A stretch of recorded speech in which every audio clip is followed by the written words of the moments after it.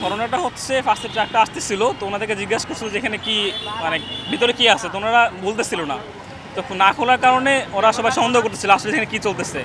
দেন তারপরে সবাই আসলে এখানে লোকজন আসলো, এলাকাবাসী, স্টুডেন্টরা, আমরা এখানে দায়িত্বে যারা ছিলাম, তো সবাই থাকার পরে অনেক চেষ্টা করার পরে ওনারা খুলতেছে না। দেন লাস্টে সেনাবাহিনী আসার পরে খোলার পরে আর কি বুঝতে পারছে যে ভিতরে হচ্ছে কিছু লোকজন ছিল এখানে, এটাই আর কি। তো ওটা এখন স্পেসিফিক তো বলতে পারিনি, ওনারা হচ্ছে নিয়ে গেছে, বাট সম্ভবত হচ্ছে ওনারা কোনো প্ল্যানিং ছিল যে কারণে ওনারা বদ্ধভাবে নিয়ে যাচ্ছে আর কি, এই কারণে হচ্ছে সবাই আটকানো ছিল।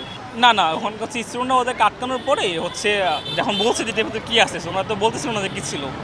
তারপরে এলাকাবাসী স্টুডেন্ট সবাই মিলে সংঘবদ্ধভাবে যখন ধরছে, দেন ওনার উপায় না পেয়ে দেন তারপরে হচ্ছে অ্যাকচুয়ালি যখন সেনাবাহিনী আসলে খুলছে দেন তখন দেখছি এর ভিতরে মানুষ ছিল অ্যাকচুয়ালি। গাড়ির কাভার প্যান এনে আটকাইছে, আটকানোর পরে বলছে যান যে লোক আছে, প্রথম হচ্ছে তিতুমিন কলেজের সামনে, সেখান থেকে একজন নেমে গেছে।